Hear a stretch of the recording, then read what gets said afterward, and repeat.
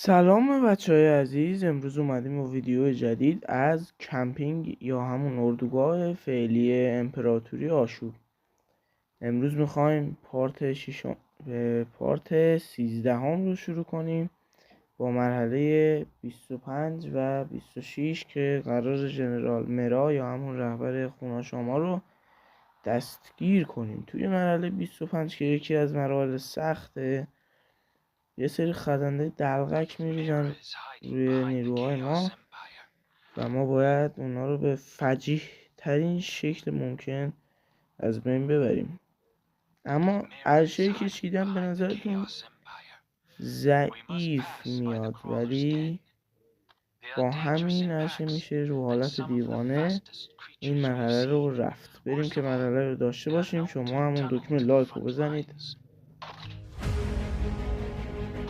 خب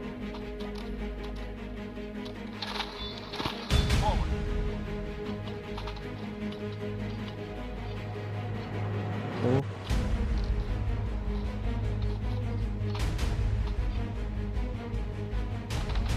این هم از این.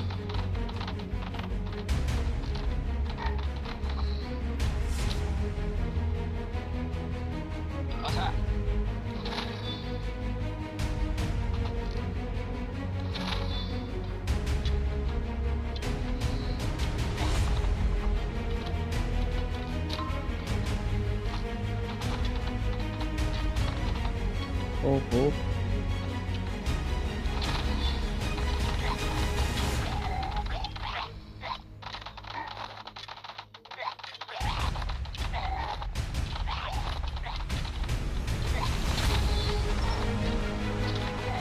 ما ژنرال پای اول میاریم.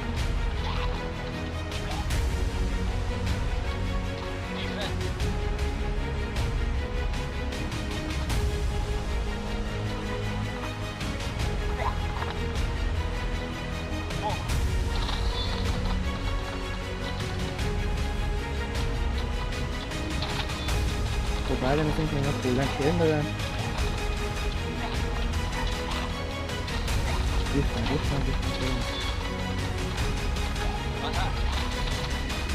ژنرال پای میاریم.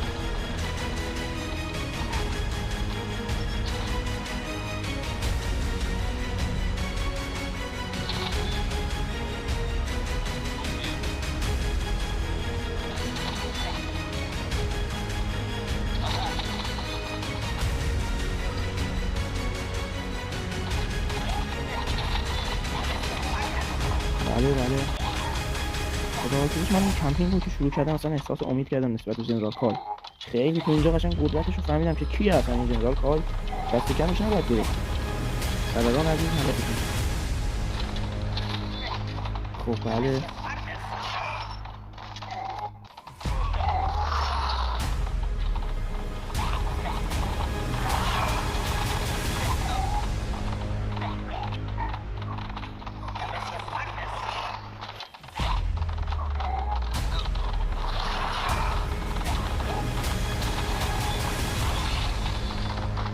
خب مردگان هم اینجا تاثیر زیادی داشتن و دمشون گرم. مردگان خوب عمل کردن. سرگان عزیز خسته نباشید و با زحمت کشیدید واسه نیروهای کمکی که دارید شما. اصلا نیروهای کمکی توش هست. خب بچه‌ها این مرحله سختی بود، حالا چون که خوب بازی کردم به نظر آسون میاد. بریم مرحله 20. خب این افسون هم گرفتیم. بچه‌ها همونطور که ویدیوی حذف شدن یکی از افسون‌های اسطوره رو توی کانالم گذاشتم، میتونید برید ببینید که کدوم افسون حذف شده از بازی. افسون همچین ضعیفی هم نبود این افسون، ولی به هر حال باید حذف می‌شد. بود و نبودش زیاد فرقی نداشت برای بازی، چون که توی آپدیت جدید بازی خیلی فرق‌های زیاد کرده. حالا ما فعلا ورش می‌داریم، آخرین لذت‌ها رو ازش ببریم. خب بچه‌ها اون لایک هم بزنید، خوشحالمون می‌کنید. بریم به مرحله 26. مرحله 26 به نظر میرسه که آسان‌ترین مرحله باشه، ولی متاسفانه خبر ندارید که باطن این جادوگران خوناشام یا همین کلاه بنفشا چیه. شما وقتی که قیافه اینا رو می‌بینید متوجه میشید که اینا یکم با جادوگر معمولی فرق دارن به خاطر همین کلاهشون، اما فقط فرقشون توی همین کلاهشون نیست. این جادوگرا ویدیوشو توی کانال هم گذاشتم. اولین ویدیوم همین بوده، در مورد همین جادوگرا بوده. بعد اینکه در آینده هم یه دونه ویدیو ازشون میذارم و کامل این کارت رو توضیح میدم و خوبی‌ها و قدرت این کارت براتون میگم. ولی متاسفانه توی این مرحله کارت جادوگر خونه‌شام خیلی ضعیف شده، چون که اصلا کاربرد اصلیشو براش نداشتن و یه کاربرد چرت براش گذاشتن. متاسفانه جادوگران خونه‌شام حمله کردن.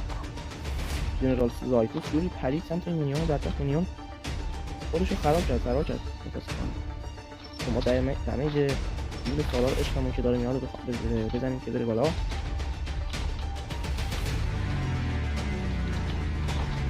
مینیون پدرش در اومد و جادوگر خونه‌شام از این قضیه ناامید متاسفانه. چقدر تنها و بدبختی شما عزیز آقا، پیر مدرسه خیره نره خودتون. من رو بزنیم گول سالارمون وارد زمین بازی شد. چه کار به به. من اصلا یارم رو به حمله نمیندازم، خودم حمله کنم بردیم. ولی اگه جادوگرای خونه‌شام اصلیت خونه‌شامی خودشون رو مثل قدیم حفظ می‌کردن، اساساً این کاربرد عالیشون رو از بازی حذف می‌کرد، الان گول سالار هم حریف بودن. همین 4 5 تا جادوگری که دارید می‌بینید گول سالار رو توی 4 تا حرکت فنای خطری می‌دادن. خب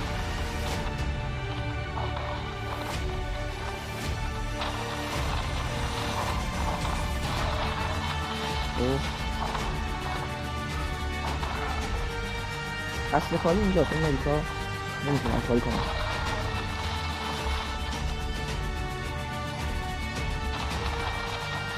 خب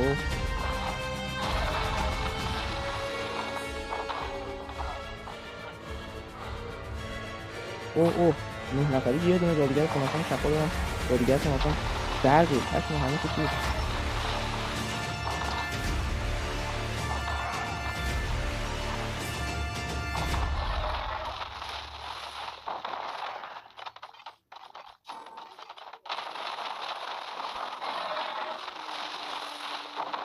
بعدی میدونی چیه؟ بعدیشون اینه که هی شفا میدن خودشونو. البته این جادوگرا رو منظورم.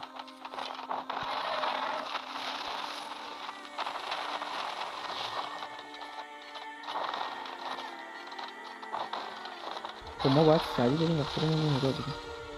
حالا وقتشه که قدرت اصلی رو بهشون نشون بدیم. این دفعه دیگه مثل دفعه قبل نیست. بلای سرتان یارو اسمتان بره عیارتان.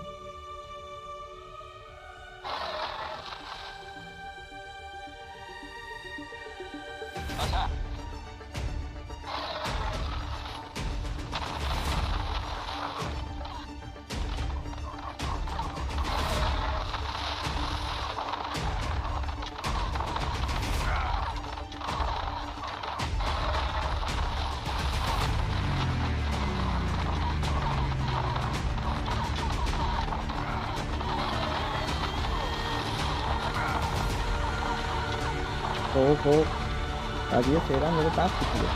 احساس کنم باید گول سالار رو میزنم، ولی نه نمیتونم بزنم.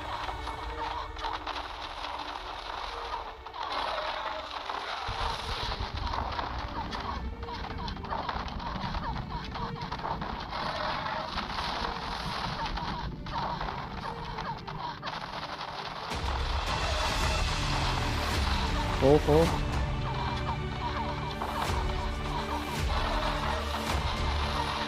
خب بچه‌ها عزیز، ما این مرحله رو بردیم. امیدوارم که از این ویدیو خوشتون اومده باشه. اون دکمه لایک هم بزنید. اما ای بابا ببینید دیگه تمام شد دیگه. اون دکمه لایک هم بزنید حتما. اینجا من توی ویدیوی داستان استیکفار براتون میذارم، حتما نگران نباشید. حرفای اینا رو کامل میذارم براتون. منتظر ویدیوی بعدی باشید. اون دکمه لایک هم بزنید، منو خوشحال میکنه. تا ویدیوی بعدی امیدوارم سلامت بمونید، شاد بمونید و فعلا خدا نگهدارتون. بدرود.